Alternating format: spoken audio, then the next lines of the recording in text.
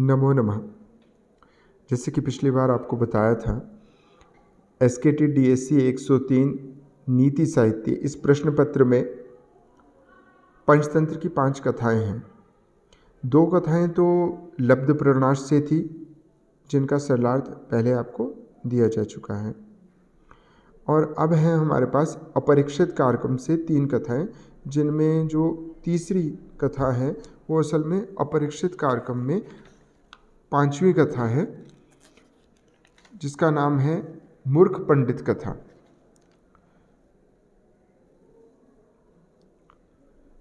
किसी स्थान में 4 ब्राह्मण परस्पर मित्र भाव को प्राप्त रहते थे।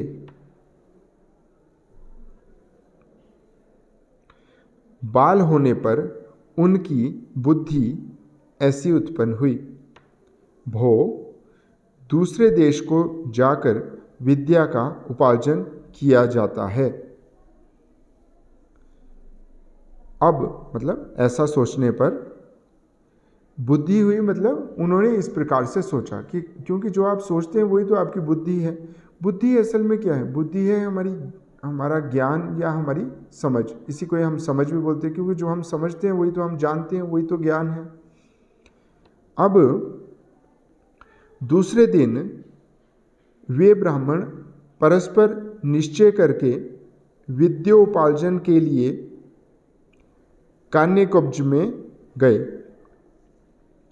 जिसको आज कन्नौज बोलते हैं। पुराने समय में वो कान्यकुब्ज था।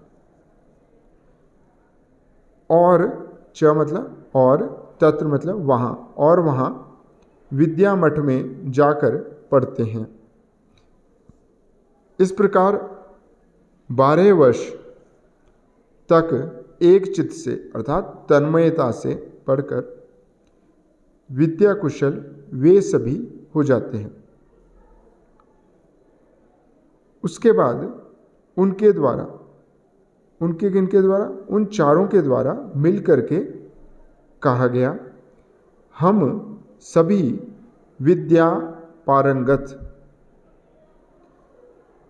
तो उपाध्याय को संतुष्ट करके अपने देश जाते हैं।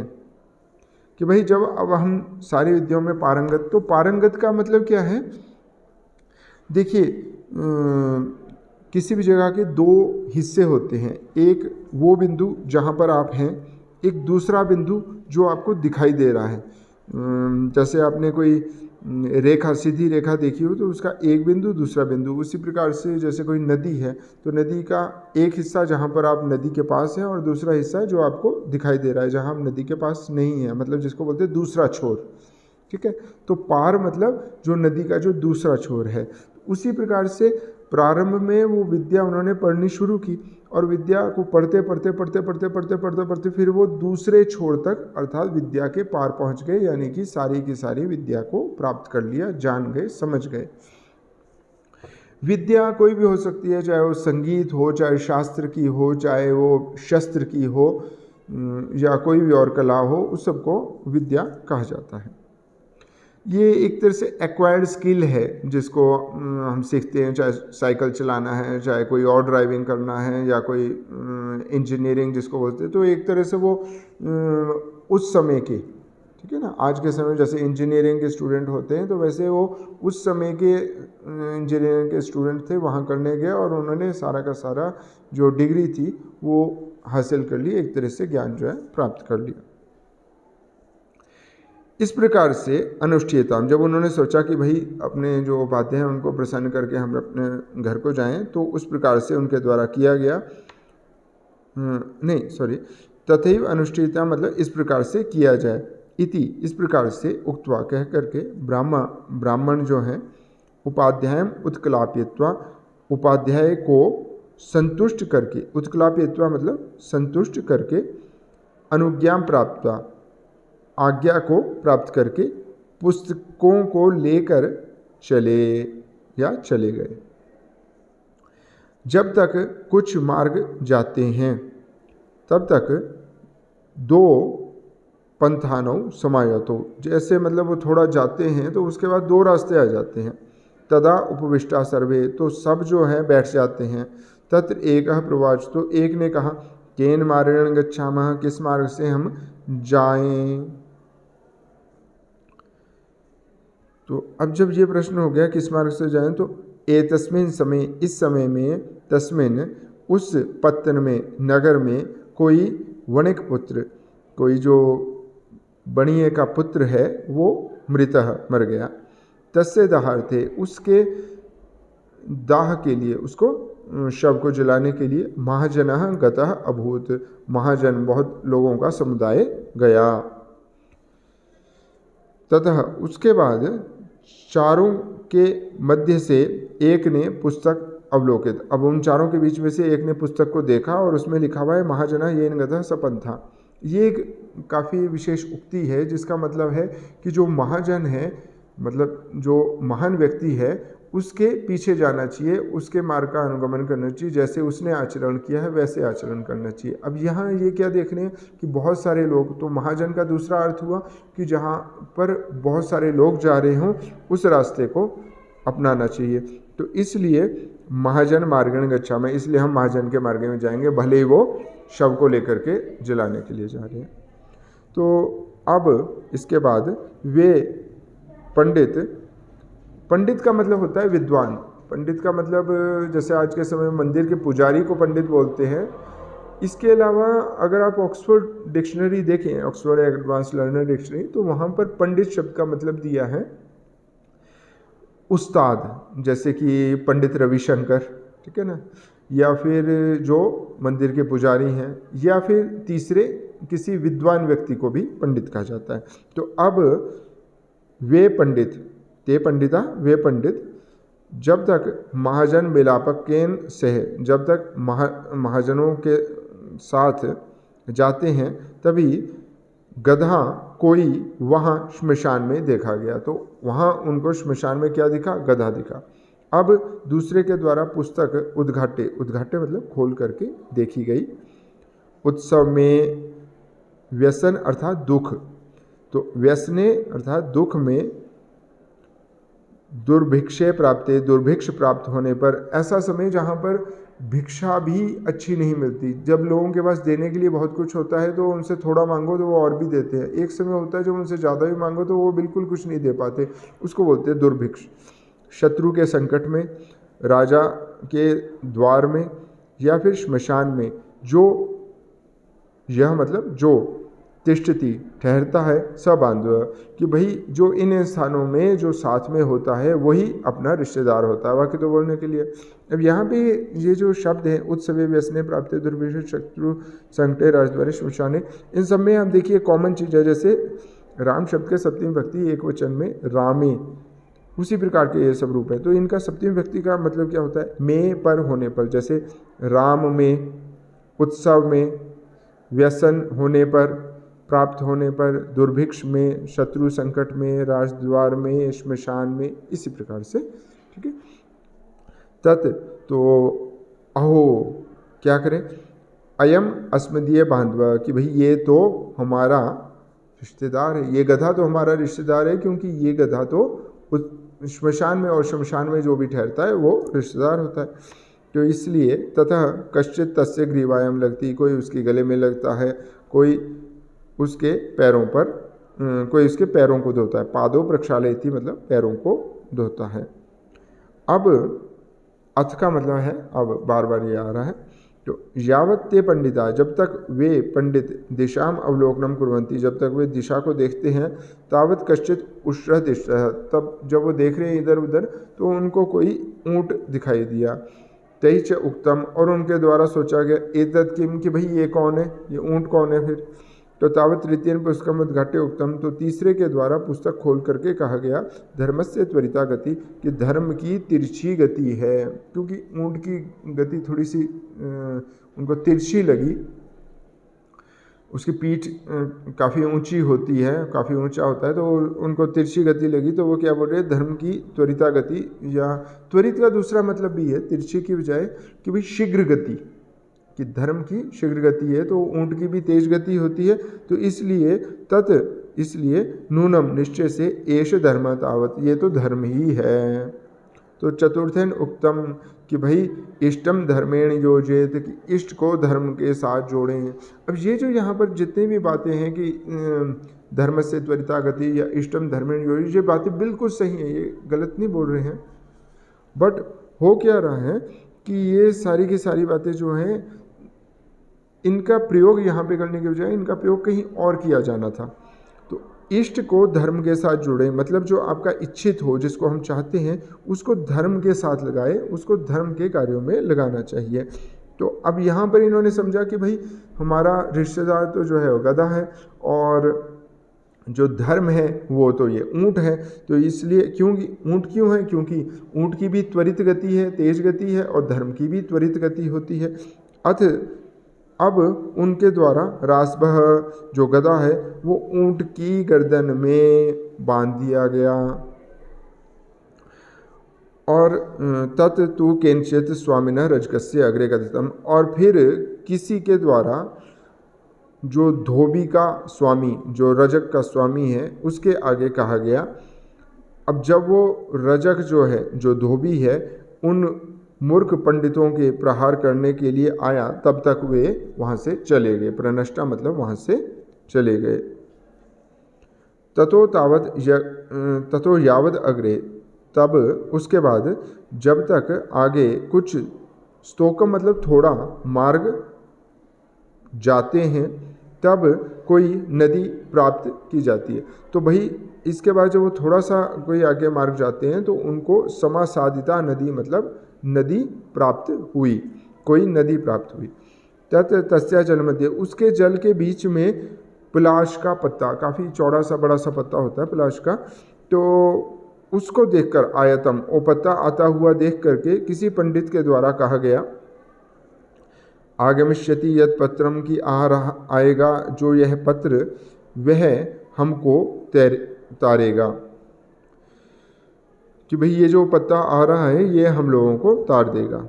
ये बात भी एक उक्ति कही गई है कि भाई एक भी अगर तीन, जिसको बोलते हैं ना डूबते को तिनका का सहारा, भाई तिनका किसी को कैसे बचा लेगा, परंतु अगर कोई डूब ही रहा हो तो उसको तिनके का भी सहारा हो जाए, थोड़ी सी चीज़ भी सहारा हो जाए। तो ये इसका असल में मतलब है, आगे मिष्यति यत् पत्रम तदस्मान तारिष्यति। परंतु इन्होंने इसका अर्थ ये लिया कि भाई ये पत्ता आ रहा है तो इसके ऊपर पैर रख के इसी से हम तैर जाएंगे और नदी पार कर लेंगे। तो एतत् कथित्वा, ऐसा कह करके तत्पत्र से ऊपरी, उस पत्ते के ऊपर पतितः गिर गया, नद्या नियते, और नदी के द्वारा ले जाया जाता तावत तम, उस ले जाए जाते को, नियमानम मतलब ले जाए जाते हुए को, अवलोक के देखकर, अन्य पंडितेन, किसी दूसरे पंडित के द्वारा, केशांतम गृहीत्वा, उसकी चोटी को पकड़ के, उक्तम कहा गया कि सर्वनाशे समुत्पन्ने, कि सर्वनाश समुत्पन्न होने पर, जब सर्वनाश उत्पन्न हो जाए, ऐसी स्थिति जब उत्पन्न हो जाए, जब सब कुछ खत्म हो रहा है, तो अर्धम त्यजति पंडित है, तो पंडित लोग आधे को छोड़ देते हैं। अर्धेन कुरुते कार्यम, और आधे से कार्य करते हैं। क्योंकि ही मतलब क्योंकि सर्वनाशो दुस्सह, सर्वनाश तो बहुत ही दुख से सहन किया जाता है। भाई सब कुछ ही चले गया, उससे अच्छा कम से कम कुछ थोड़ा सा तो बचाओ। लोग बोलते हैं ना कि यार चलो तुम्हारी गाड़ी खत्म होगी, तुम तो बच गए, ठीक है, तो कम से कम कुछ तो है। इति उक्त्वा, ऐसा कह करके शिरच्छेद विहिता, उसका सिर ही काट दिया कि भाई देखो अब ये तो डूब ही रहा था, डूब के वो कैसे बचाना था, सारा सब कुछ खत्म हो जाना था, तो हमने सिर काट दिया, कम से कम सिर तो बच गया इसका। अब उनके द्वारा पश्चात गत्वा, आगे पश्चात मतलब बाद में, गत्वा जाकर, कश्चित ग्राम आसीत, तक कोई ग्राम प्राप्त किया गया। पहले समासादिता नदी मतलब नदी प्राप्त की गई, अब क्या पाया गया, गांव पाया गया, मतलब वो किसी और गांव में पहुंच गए थोड़ा आगे जाने पर। ते अपि ग्रामीण ही निमंत्रिता, और वे भी ग्रामीणों के द्वारा, जो गांव के रहने वाले हैं उनके द्वारा निमंत्रित किए गए। पृथक पृथक, अलग अलग, गृहेषु नीता, अलग अलग घरों में, मतलब एक को कोई ले गया, एक दूसरे को कोई ले गया, तीसरे को कोई ले गया, इस प्रकार से वो ले जाए गए। तो हर एक घर में उन्होंने अलग अलग पकवान बनाए। तो एक में क्या बन रहा है, एकस्य सूत्रिका, एक को सेवियाँ बनाई, सूत्रिका मतलब सेवियाँ, घृत खंड संयुक्ता, जिसके अंदर घी भी है, और खंड मतलब जिसके अंदर शक्कर भी है, खांड भी है। तो मीठे और घी से युक्त सेवियाँ बनाई गई जो भोजन में दी गई। तथा विचिंत्य, उसको सोच करके पंडितेन उक्तम, पंडित के द्वारा कहा गया, यत कि दीर्घ सूत्रे विनश्यति, कि जो दीर्घ लंबी सुइयों वाला, जो लंबे दीर्घ सूत्री होता है वो नष्ट होता है। तो सेवियों में तो आपको पता है बहुत लंबे लंबे से होते हैं, ठीक है। तो उसने सोचा कि ये लंबी दीर्घ सूत्री नष्ट हो जाता है, जबकि इसका मतलब ये है कि जो किसी कार्य को सामान्य रूप से जो कम समय में हो सकता है उसको विलंब समय लगा करके करता है, मतलब आज के होने कार्य को जो 10 दिन लगा करके करता है, तो इस प्रकार से जो दीर्घ लंबा समय लगा के करता है वो नष्ट हो जाता है। एवं मुक्त्वा भोजनम परित्यज्य, परंतु उसने उसका अर्थ यह समझा कि भाई दीर्घ सूत्री विनश्यति, मतलब जो लंबी चीज़ खाता है सेमियों जैसी, तो वो नष्ट हो जाता है। तो इसलिए ऐसा कह करके भोजन को छोड़ करके वो चले गए। इसलिए तथा मतलब इसलिए द्वितीय से तथा मतलब उसी तरह से, द्वितीय से दूसरे के लिए। देखिए तथा जो ऐसा शब्द है कि कहीं उसका मतलब होगा इसलिए, कहीं जैसे तथैव है तो उसका मतलब होगा इसलिए, और तथा का दूसरा मतलब होता है इसी तरह से, ठीक है। तथा का एक और मतलब है और, तो तथा उसी तरह से द्वितीय से मंडका दत्ता, दूसरे के लिए मंडक दिए गए। एक लंबा सा जो है फुलके की तरह का मीठा सा होता है ये, काफ़ी बड़ा सा। तेन अभी उक्तम, और उसके द्वारा भी कहा गया, जिसको हम बोलते हैं ना कि ये मंडक एक तरह से पूड़ा जिसको बोलते हैं, काफ़ी बड़े साइज़ का पूड़ा। तो अति विस्तार विस्तीर्णम, कि भाई जो अति विस्तार विस्तृत हो, तद भवेत न चिरायुषम, वो चिरायुष नहीं होता। ये भी एक मुहावरा है कि भाई जो बहुत ही विस्तीर्ण हो वो लंबे समय तक नहीं टिकता, जो थोड़ी सी चीज़ हो उसको संभाला जा सकता है, बड़ी सी चीज़ कहाँ अगर टिकेगी, ये है इसका अर्थ। परंतु इसने समझा कि भाई ये मंडक है, इतना बड़ा है, तो इसको खा करके चिरायु नहीं होगा, तो उसने भी च और वह भोजनम त्यक्त्वा, भोजन को छोड़ करके गया, चला गया।